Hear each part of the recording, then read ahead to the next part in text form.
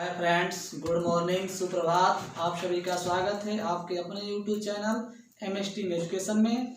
हम लोग आज क्लास 11वीं के सेट में union, A union B, A intersection B और ए माइनस बी के बारे में अध्ययन करेंगे।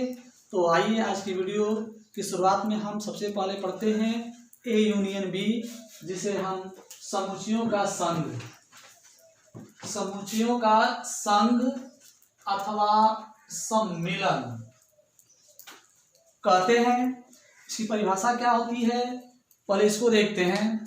इसका यह एक ऐसा पॉइंट है, इस पॉइंट से किसी भी कंपटीशन में या क्लास 11वीं में प्रश्न बनते हैं और नंबर दे के जाते हैं आपको। तो आप एक एक पॉइंट को ध्यान से देखिए। इस वीडियो को शुरू से अंत तक आप देखने का प्रयास करिए, हर एक वीडियो को। तो देखिए, सबसे पहले हम इसकी परिभाषा जानते हैं। ए यूनियन बी किसे कहते हैं? तो ए और बी का सम्मेलन वह समुच्चय कहलाता है जिसमें ए और बी के अवयव उपस्थित होते हैं। इसे ए यूनियन बी से चिन्ह द्वारा प्रदर्शित करते हैं। अर्थात दो समुच्चय ए और बी दिए हैं, उनका यूनियन वे समुच्चय कहलाएगा जिसमें ए का भी सभी अवयव हों तथा बी का भी सभी अवयव हों। एक बात याद रखिएगा कि यदि वे अवयव जो विनिष्ट अवयव हों, यानी ए में भी हो और बी में भी हो, तो सिर्फ उसको एक बार लिखा जाएगा, उसकी पुनरावृत्ति नहीं की जाएगी, क्योंकि समुच्चय में किसी भी अंक का, किसी भी अक्षर का पुनरावृत्ति अलाउ नहीं होता है। तो इसे हम प्रतीक रूप में कैसे लिखेंगे? ए यूनियन बी बराबर होता है set x such that element a या एलिमेंट बी। याद रखिएगा, जब हम इसका लॉन्ग प्रश्न पढ़ेंगे तो उसमें आएगा एक शब्द या कहीं भी आ जाए तो या पहचान होती है यूनियन की, वहां हम हमेशा यूनियन का प्रयोग करेंगे। जैसे हम देखते हैं कि यूनियन कैसे निकालेंगे। हम एक सेट ए बराबर दिया हो 1, 2, 5 तथा जैसे है तथा सेट बी बराबर दिया हो 2, 4, 6 और इसका यूनियन ज्ञात करना हो, यानी ए यूनियन बी। इसको यूनियन को शॉर्टकट में यू लिखते हैं, हिंदी में इसे संघ या सम्मिलन कहते हैं। तो इसे ज्ञात करने के लिए हमने परिभाषा में देखा कि ए और बी का जो संघ या सम्मिलन होता है वह समुच्चय होता है जिसमें ए और बी के सभी अवयव उपस्थित हों। साथ ही हमने बताया कि यदि ए और बी में कोई उभयनिष्ठ अवयव है तो उसे सिर्फ एक बार लिखा जाएगा, उसको दोनों में दो बार नहीं लिखा जाएगा। जैसे हम लोग देख रहे हैं कि यहाँ 1 है, हमने 1 लिख दिया, 2 है तो 2 हमारा उभयनिष्ठ है, 1 इसमें नहीं था लेकिन 2 दोनों में है तो सिर्फ एक ही बार लिखा जाएगा, तो यहाँ हम 2 लिख देंगे। अब 5 है, इसमें नहीं है, 5 लिखा जाएगा। इस सेट का सभी अवयव हमने लिख दिया, 2 को हमने लिख दिया पहले ही। यहाँ 4 है तो यहाँ 4 लिख देंगे। उसके बाद 6। अब हमें देख रहे हैं कि यह ए यूनियन बी एक ऐसा सेट प्राप्त हुआ है जिसमें ए का भी सभी अवयव है और बी का भी सभी अवयव। देख लेते हैं, यहाँ 1 है तो है, बी ए में 2 है तो 2 है, 5 है तो 5, यानी सेट ए वाला का सभी अवयव मिल गया उसमें। अब देखते हैं बी वाला मिल रहा है कि नहीं। 2 है तो इसमें 2 मिल रहा है, 4 है तो 4 मिल रहा है, 6 है तो 6 मिल रहा है। तो यही होता है हमारा यूनियन। पुनः एक बार डिफिनेशन में बता देता हूं कि ए और बी का अगर हमें यूनियन निकालना हो तो वह समुच्चय होता है जिसमें ए और बी का प्रत्येक अवयव उपस्थित हो। अब हम देखते हैं इसमें आगे कि इसका बेन आरेख हमको भी पढ़ना है आगे, तो उसको भी समझ लेते हैं यहीं पे। तो इसमें 3 कंडीशन होती है। तो पहले हमारी हेडिंग बनती है बेन आरेख द्वारा समुच्चय संघ का निरूपण। तो इसको हम देखने के लिए पहले कंडीशन आती है कि जब ए व बी में कोई अवयव उभयनिष्ठ न हो। कभी कभी हमें ऐसे 2 सेट मिलते हैं जिसमें कोई भी अवयव उपस्थित नहीं रहता है, उसे बेन आरेख द्वारा प्रदर्शित करना हो तो उसे हम दिखाते हैं। सबसे पहले एक हम आयताकार बनाए, इसको बोलते हैं यूनिवर्सल सेट यानी सार्वत्रिक समुच्चय। इसे यू से प्रदर्शित करते हैं। यह हमारा सेट ए हो गया और ये सेट बी। इन दोनों में कुछ भी यहाँ लिखा गया है कि जब ए और बी में कोई अवयव उभयनिष्ठ न हो तो उन्हें बेन आरेख द्वारा इस तरह से प्रदर्शित करेंगे, ए वाले को अलग, बी वाले को अलग। अब यहाँ हम देखते हैं दूसरी कंडीशन क्या होती है यूनियन में बेन आरेख की। जब B subset proper subset A यानी बी ए का उचित उप समुच्चय हो तो उसे बेन आरेख द्वारा कैसे दर्शाएंगे। तो इसका मतलब ये होता है कि जो बी है, बी का प्रत्येक अवयव ए में है, बी का प्रत्येक अवयव ए में है। तो इसके लिए हम क्या करते हैं कि सबसे पहले बनाते हैं सेट ए और उसके अंदर बनाते हैं सेट बी, क्योंकि सेट ए के ही अंतर्गत बी आ जाएगा। तो उसको बेन आरेख द्वारा हम ऐसे प्रदर्शित करते हैं। तीसरी कंडीशन क्या होती है, अर्थात इसमें कह सकते हैं कि बी का सभी अवयव ए में है तो उसको हम दिखा दिए अंदर। जो तीसरा कंडीशन होती है जब ए व बी में कुछ अवयव उभयनिष्ठ हो, अर्थात पूर्ण रूप से उभयनिष्ठ न हो, 2 या 3 या सम कह सकते हैं सीमित अवयव उभयनिष्ठ हो, तो उसे दर्शाने के लिए ये सेट ए हो गया, सेट बी हो गया, ये वाला जो भाग है यह उभयनिष्ठ भाग है, उसमें सेट ए भी आ जाएगा, सेट बी भी आ जाएगा। एक बार पुनः देख लेते हैं।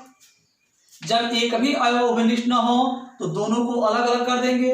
जब बी वाला ए में पूरा मिल जाएगा तो ए के अंदर बी को कर देंगे। जब कुछ ही अवयव उभयनिष्ठ होंगे तो हम बनाएंगे, यह हमारा जो होगा पूरा सेट ए हो जाएगा और ये सेट बी, और ये जो दोनों उभयनिष्ठ अवयव रहेंगे उनको यहाँ हम बीच में लिख लेंगे। तो इस तरह से तो हम लोग देखें कि इसमें जो संघ होता है, संघ को ही सम्मेलन कहा जाता है, अंग्रेजी में इसको यूनियन कहा जाता है, और इसको संक्षेप रूप में केवल यू से प्रदर्शित किया जाता है। इसको संकेत रूप में हमने लिखा x such that x element a या एक्स एलिमेंट बी के रूप में भी लिखा जाता है। हमने उदाहरण के माध्यम से समझा और यहाँ बेन आरेख द्वारा निरूपण भी किया। इस तरह से हमने इसको समझा। जब हम इसके एक्सरसाइज को जब हल करेंगे तो इसका हमें उपयोग समझ में आएगा। तो आप इसको नोट कर लीजिए, इसका स्क्रीनशॉट ले लीजिए ताकि अगला पॉइंट देखा जाए। अब हम लोग देखेंगे समुच्चयों का प्रतिच्छेद, या इसी को कहते हैं सर्वनिष्ठ। अंग्रेजी में इसको बोला जाता है इंटरसेक्शन ऑफ सेट, यानी समुच्चयों का सर्वनिष्ठ किसे कहते हैं। हमने पढ़ा अभी कि इसका यूनियन क्या है, इंटरसेक्शन देख लेते हैं। ए और बी का सर्वनिष्ठ वह समुच्चय कहलाता है। ए और बी का सर्वनिष्ठ वह समुच्चय कहलाता है जिसमें ए और बी का उभयनिष्ठ अवयव उपस्थित हो। यहाँ केवल लगा सकते हैं, केवल उभयनिष्ठ अवयव उपस्थित हो, अर्थात जो अवयव ए में भी हो वही अवयव बी में भी हो। तो उन अवयवों को अगर हम ऐसे समुच्चय में लिखें तो जो समुच्चय हमें प्राप्त होगा उसे ए और बी का हम कह सकते हैं कि वह सर्वनिष्ठ या इंटरसेक्शन है। जैसे इसे प्रतीक रूप में लिखा जाता है a intersection b, x such that element a और एक्स एलिमेंट बी। कह रहा है कि जो संबंधित होगा वो एक्स ए से होगा और बी से होगा। यानी अभी हमने देखा था कि यूनियन में या का प्रयोग किया गया है। आगे चलकर याद रखिएगा, कहीं भी या आ जाएगा तो उसके जगह पर यूनियन का प्रयोग करना होता है, और कहीं और आ जाए तो उसके स्थान पे हम इंटरसेक्शन का प्रयोग करेंगे। ये दोनों काफी मोस्ट इंपोर्टेंट है, या और इसका मतलब समझते रहिएगा। या मतलब यूनियन और मतलब इंटरसेक्शन। जैसे हम लोग देखते हैं कि हमें इस प्रकार का सवाल कैसे करेंगे। हमें मिल गया सेट ए बराबर 2 4, एक और सेट दिया हो हमें 4 6 8, और हमें कहा जाए कि इन दो सेटों का इंटरसेक्शन क्या करिए, तो उसे लिखेंगे हम लोग ए इंटरसेक्शन बी। आपको परिभाषा याद रहेगी, सवाल करने में कोई दिक्कत नहीं होगी, क्योंकि आपको बताया गया है कि ए और बी का सर्वनिष्ठ, यानी इसी को इंटरसेक्शन बोलते हैं अंग्रेजी में, सर्वनिष्ठ वह समुच्चय कहलाता है जिसमें, मतलब समुच्चय में ए और बी का केवल उभयनिष्ठ अवयव उपस्थित हों। जैसे यहां देखिए, ए और बी में जो आपका उभयनिष्ठ अवयव होगा उसी को यहां लिखा जाएगा।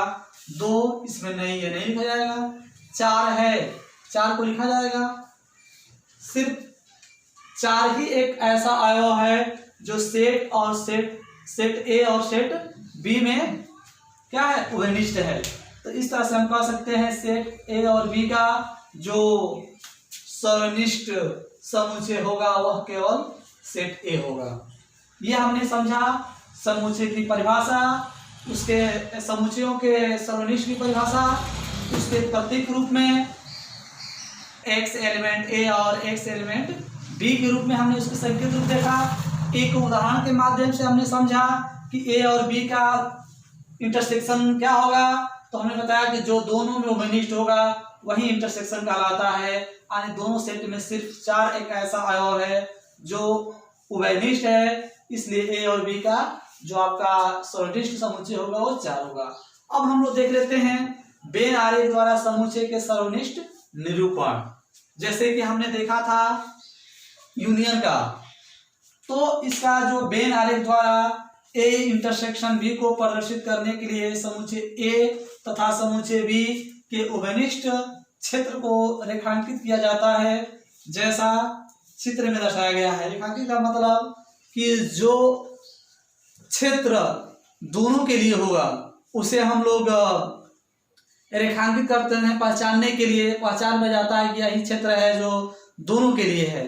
तो क्वेश्चन एक जो कंडीशन नंबर हमारी जो 1 है उसमें देखते हैं, जब ए व बी में कुछ अवयव उभयनिष्ठ हों तो उसे हम कैसे प्रदर्शित करेंगे। तो यह क्षेत्र जो हमारा हो गया पूरा ए का हो गया, और ये क्षेत्र हो गया बी का। अब हम देख रहे हैं कि जो क्षेत्र है ए और बी दोनों का है, इसी को हम क्या कर देते हैं, रेखांकित कर देते हैं। यह जो क्षेत्र होगा यह ए के लिए भी है और बी के लिए है, यानी दोनों के लिए यह क्या होगा, उभयनिष्ठ होगा। उभयनिष्ठ होगा तो कब, जब कुछ अवयव, कुछ ही अवयव, यानी इधर के जो अवयव होंगे वह इसमें नहीं प्राप्त होंगे, सिर्फ बीच वाला ही दोनों के लिए होगा। जब बी, इसको बोलते हैं प्रॉपर सबसेट, यानी बी का सभी अवयव ए में हो, अर्थात माने बी पूर्ण रूप से ए में समाहित है, तो उसे हम कैसे लिखते हैं। पहले हमने लिखा यहाँ बड़े वाला समुच्चय, इसके अंतर्गत ए के जितने अवयव होंगे वो सारे रहेंगे, और ये हमने उसी के अंदर बना दिया बी। यानी बी क्या है, पहले से यहाँ पता है कि बी सब सेट है ए का, यानी बी का सभी अवयव ए में मिल रहा है, प्रत्येक अवयव बी में है। तो यहाँ हम देख रहे हैं, नहीं सॉरी, बी का प्रत्येक अवयव ए में है, तो बी का प्रत्येक अवयव ए में है, तो हम कह सकते हैं प्रकार से कि जो बी वाला होगा वो पूरे क्षेत्र रेखांकित होगा, क्योंकि बी का जो प्रत्येक अवयव है वो ए में उपस्थित है। तो हम ऐसे कर देंगे उसको। तीसरी कंडीशन ये है कि जब ए और बी में कोई भी अवयव उभयनिष्ठ न हो तो उसको हम अलग अलग करते हैं, और इसे हम एक प्रकार से कह सकते हैं कि A intersection B equal to 5। इसको हम इस प्रकार से भी लिख सकते हैं क्योंकि इनमें कोई भी अवयव नहीं है, अनइम्पटी सेट है और इम्पटी सेट को बताया गया है कि 5 से प्रदर्शित किया जाता है। तो हमने यहाँ देखा कि सरोनिस्ट को अंग्रेजी में कहते हैं इंटरसेक्शन, यानी इंटरसेक्शन की परिभाषा, उसको संकेत में कैसे लिखेंगे उसका उदाहरण देखा। फिर हमने वेन आरेख द्वारा, वेन आरेख काफी इंपॉर्टेंट है, यहाँ से प्रश्न कंपटीशन में भी बनता है, तो इसलिए आप इसको एक बार दो बार प्ले करके देखिए, वीडियो को अपने समझिए, आप इसका नोट्स बनाइए, नोट्स काफी इंपॉर्टेंट है। आपको इतना टाइम मिल रहा है कि आप अच्छी तरह से घर बैठे आप बना सकते हैं। जब भी आप वीडियो को देखिए, साथ में पेन और कलम लेकर के बैठिए, सारे पॉइंट को नोट करिए। अगर नोट करने के बाद, पढ़ने के बाद पूरा वीडियो समाप्त हो जाती है, उसके बाद भी आपको समझ में नहीं आता है, तो आप कमेंट करिए कि सर ये पॉइंट हमको समझ में नहीं आया है, ये पॉइंट पर एक बार और आप एक्सप्लेन कर दीजिए। ये MS टीम एजुकेशन के सभी शिक्षक अपने अपने विषय के विशेषज्ञ हैं, आपको संतुष्ट करने का पूरा प्रयास करेंगे और मुझे विश्वास है कि आपको संतुष्ट किया जाएगा। तो आप इतना नोट करिए, स्क्रीनशॉट ले लीजिए ताकि अगला पॉइंट को पढ़ा जाए तो आप इसको पहले नोट कर लीजिए। तो तीसरा पॉइंट ये है कि दो समुच्चयों का अंतर, डिफरेंस ऑफ टू सेट। हमें दो समुच्चयों का अंतर पूछेगा, तो अंतर निकालने के लिए हम जानते हैं, तो एक्चुअल अंतर A माइनस, जैसे दो सेट हैं A और B, तो A माइनस B भी अंतर हुआ और B माइनस A भी अंतर हुआ। तो हम A माइनस B के लिए डिफाइन करते हैं, तो A और B का अंतर, A और B का अंतर को लिखते हैं A माइनस B, वह समुच्चय कहलाता है। यानी A और B का अंतर वह समुच्चय कहलाता है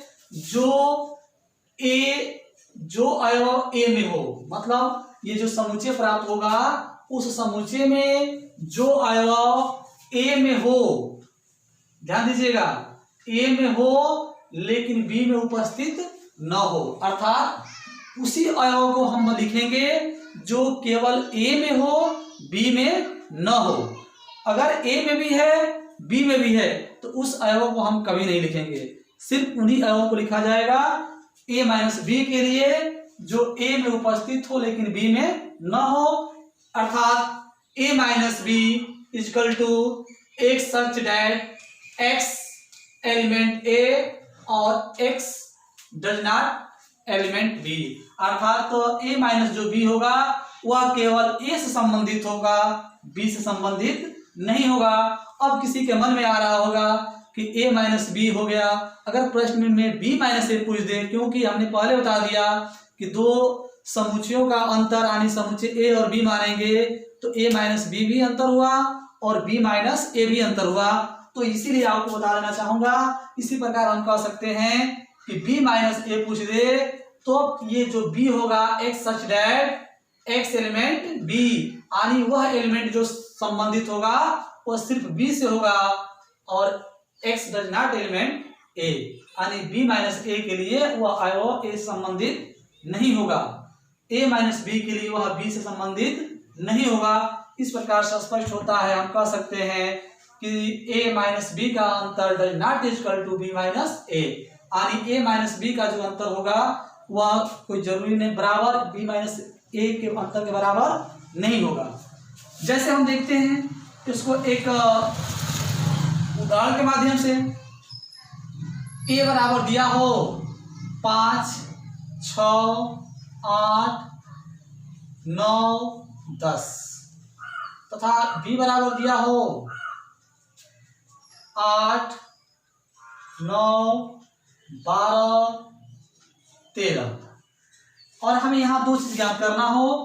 पहला ज्ञात करना हो A माइनस बी यानी A माइनस बी यानी A और B का अंतर, दूसरा इसी को उल्टा कर दे B माइनस A कर दे।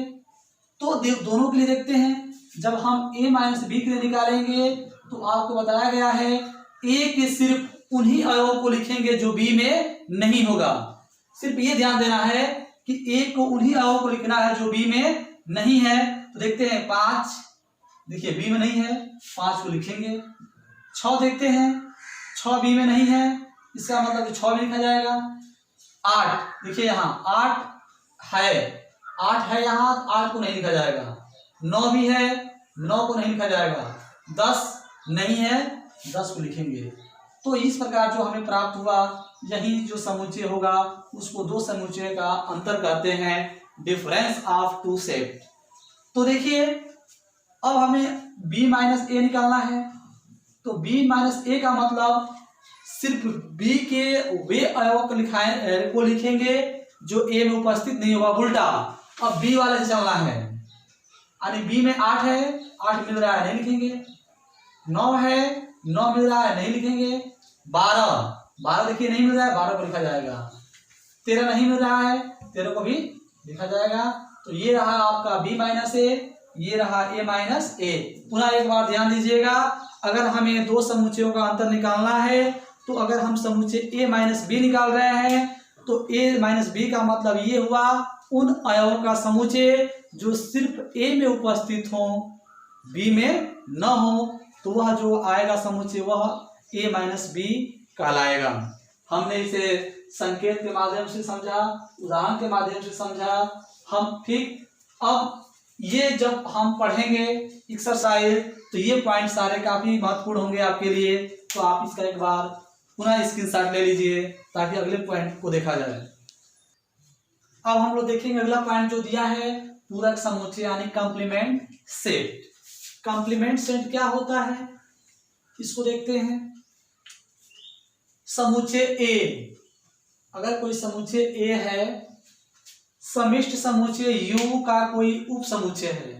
मान लीजिए कि समुच्चय ए का हमें कॉम्प्लीमेंट निकालना है, तो जो ये समुच्चय ए है वह यूनिवर्सल सेट U का सबसेट है, यानी उप समुच्चय है। तो U के सापेक्ष जो U दिया रहेगा, U के सापेक्ष A का पूरक समुच्चय U के उन सभी अवयवों का समुच्चय है जो A में नहीं है। अर्थात अगर कोई सेट A का कॉम्प्लीमेंट निकालना है, वह जो सेट A है यूनिवर्सल सेट U का उप समुच्चय है, तो A का जो कॉम्प्लीमेंट समुच्चय होगा वह उन अवयवों को लिखेंगे जो U में उपस्थित नहीं होगा। तो देखते हैं A में उपस्थित नहीं होगा सारे, देखते हैं कैसे होगा। एक एग्जांपल लेते हैं, यूनिवर्सल सेट मान लेते हैं कि दिया हुआ है 1 2 3 4 5 6, ये हमारा हो गया यूनिवर्सल सेट। और कोई सेट दिया हुआ है A, दिया है 2 और 4।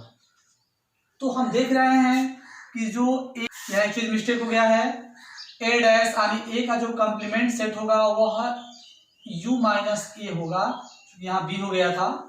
अब यहाँ हम देखेंगे कि बताया अभी कि U बराबर अगर यूनिवर्सल सेट दिया है 1 से 6 तक और यहाँ A दिया हुआ है 2 4, तो यहाँ देख रहे हैं कि A जो है सबसेट है U का, यानी जो A है वह U का उप समुच्चय है। तो A डैश का मतलब हो गया पूरक समुच्चय, वह कहलाएगा जो यूनिवर्सल सेट में से A को घटा देंगे। अर्थात यूनिवर्सल जो सेट है हमारा 1 से लेकर के 6 तक है, उसको लिख लेते हैं -A 2 4। आपने माइनस के बारे में इससे पहले वाले पॉइंट में पढ़ा था, यानी माइनस का मतलब ये होता है अंतर कि पहले वाले समुच्चय के हुए सभी अवयव को लिखते हैं जो दूसरे वाले समुच्चय में ना हो। तो देखते हैं क्या नहीं है, पहले वाले में 1 है नहीं है, 1 लिखा जाएगा। 2 है नहीं लिखा जाएगा। 3 इसमें नहीं है, 3 को लिखेंगे। 4 इसमें है नहीं लिखा जाएगा। 5 उसमें नहीं है, लिखा जाएगा। 6 नहीं है, लिखा जाएगा। इस तरह से जो हमारा प्राप्त हुआ, यही इसको कॉम्प्लीमेंट सेट कहते हैं। कॉम्प्लीमेंट सेट को A डैश से डिनोट करते हैं। तो इस तरह हम लोग देखे आज की वीडियो में हमने 4 पॉइंटों पर व्याख्या की। 4 जो पॉइंट थे, पहला पॉइंट हमने पढ़ा यूनियन, दूसरा पॉइंट था हमारा इंटरसेक्शन, तीसरा था डिफरेंस ऑफ टू सेट, और अभी हमने चौथा पॉइंट देखा कंप्लीमेंट सेट यानी पूरक समुच्चय। ये जो 4 पॉइंट है, यहां से आने वाली जो प्रश्नावली एक्सरसाइज है यानी 1.3, 1.4 और 1.5 ये काफी इंपोर्टेंट है इन पे, तथा इसके साथ ही हमने इंटरसेक्शन और यूनियन का वेन एरे को भी पढ़ा। तो हमने यह वीडियो जो है इस सेट को पूरा बचे हुए जो भाग हैं एक्सरसाइज उनको हल करने के लिए काफी इंपॉर्टेंट है। साथ ही हमने बताया कि ये जो 4 पॉइंट है, यहाँ से किसी भी कंपटीशन में अगर सेट से प्रश्न बनता है तो यहाँ से प्रश्न पक्का आएगा। तो आप इस वीडियो को शुरू से अंत तक 1 बार नहीं, 2 बार नहीं, अगर आपको समझ में नहीं आता है तो 5 बार भी देखना पड़े तो आप लगातार 5 बार वीडियो को देखिए। हमें विश्वास है कि आपको समझ में आएगा। समझ में आए तो आप अपने दोस्तों से, अपने रिश्तेदारों को बताइए कि नहीं MS team education YouTube channel पर आपको टीचिंग करा रहा है। इस टीचिंग का आप आनंद लीजिए। साथ ही साथ इसको अधिक से अधिक व्हाट्सएप, फेसबुक, जहां भी हो, जैसे भी हो, अधिक से अधिक आप शेयर करिए। इस वीडियो में बस इतना ही। आज के लिए आपको धन्यवाद।